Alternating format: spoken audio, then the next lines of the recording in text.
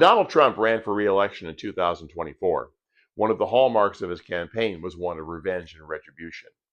And since coming back into office, he has tried very aggressively to make good on those threats against his political enemies. Ironically, his revenge efforts have proven far more effective against people within his own party than they have against the Democrats. As far as the Democrats go, his primary methods of attacking them has been to try and have his Justice Department indict Democrats who he doesn't like, and these indictments have invariably fallen flat and in many ways been laughed out of court. So he hasn't been very effective in that area. Where he has been more effective is in having Republicans who cross him voted out of office, and we've seen that this past week through primary elections in two states, and also in the development in the Texas Senate race. Now, these efforts on Trump's behalf are causing huge problems for his own party and are massively undermining their position going into the midterms, a position which was already in very, very bad shape. So today, we're going to talk about how Donald Trump's revenge tour is costing Republicans dearly. So what has happened this past week? In this past week, we've had primary elections in two states, and we had a development in the Senate election in a third state. First, the primary elections. In Louisiana, Donald Trump targeted incumbent Senator Bill Cassidy for defeat in his primary, and he was successful. Bill Cassidy's crime, in Donald Trump's mind, Bill Cassidy was one of the few Republican members of the Senate to vote in favor of convicting and removing him after the January 6, 2021 insurrection.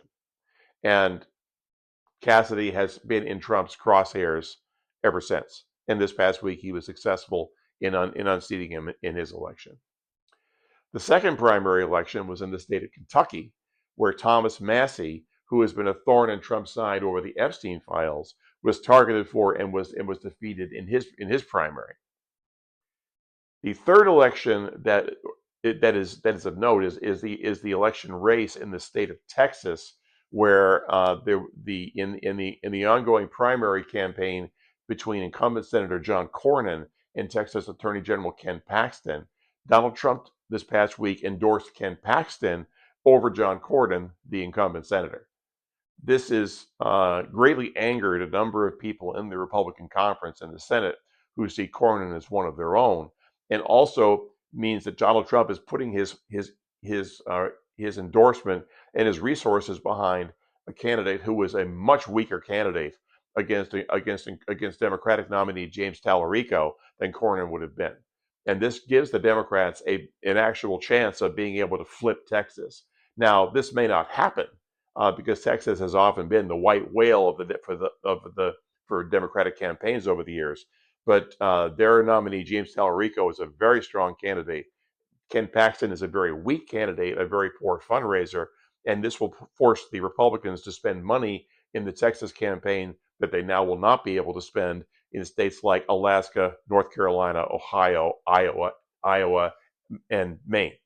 So this is undermining congressional efforts quite significantly. So we're seeing there Donald Trump is clearly emboldened by his successes of this past week, and is also seeking to expand on those efforts by going after additional people whom he doesn't like. And reporting this past week also indicates that coming into 2028, Trump is adding additional Republicans onto his hit list, including Colorado Congresswoman Lauren Boebert, long a Trump ally, and Kentucky Senator Rand Paul, who has also often been a thorn in Trump's side. So Donald Trump appears to be spending a great deal of time and effort attacking his own party and putting his own party at risk. Essentially, the message that Donald Trump is sending here is do not cross him. You will carry his water, you will carry his message, or he will target you and his base will vote you out of office. But here's the problem.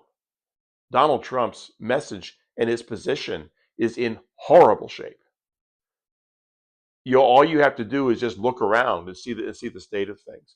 You see how the war in Iran has resulted in the closure of the Strait of Hormuz. This is having a follow-on impact on the gas prices that we all pay every day. Now, one of the things, and this is a very difficult message to overcome, because you can't speak, you can't try to explain away that gas prices are not going up when people literally see these types of signs.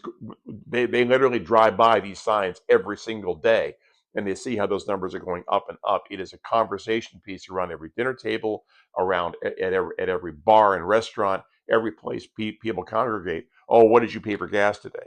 That is a major problem going forward. The other areas that are deeply unpopular, for the party, has been the recent announcement of the absolutely absurd slush fund that Donald Trump has worked out an agreement with his own Justice Department to set aside to be giving payments back to his allies, including people who went to prison for assaulting cops during the January 6, 2021 insurrection. I cannot state strongly enough just how much of an insult this is. And in this past week, even members within the Senate Republican caucus are openly rebelling over this. A meeting which took place apparently on Thursday, to quote a attendee from Politico, was an absolute shit show. And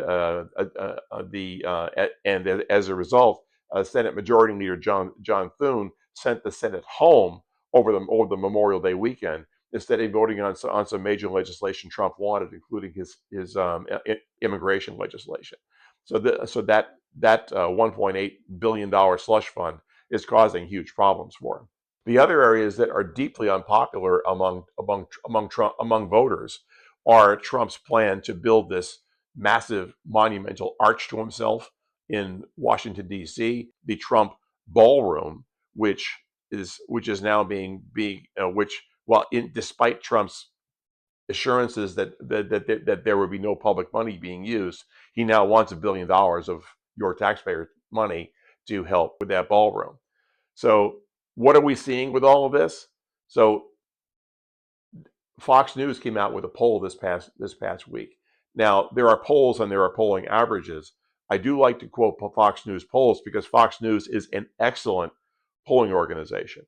You may have you may have differences with them in terms of their editorial content and their news site, but as a polling organization, they're actually quite good. In this most recent Fox News poll, Donald Trump's approval rating overall was just 39%. That is horrible by any standard. And when you look at two other issues that Donald Trump ran to re-election on, his handling of the economy and his handling of inflation, Donald Trump's approval rating on his handling of the economy is 29%, and his handling on inflation is 24%. Those are the two issues that got Donald Trump back into the White House in 2024, and they have flipped against him massively. And these are numbers that are going to be very, very difficult to overcome. And there is nothing in the pipeline that is going to make those numbers any better.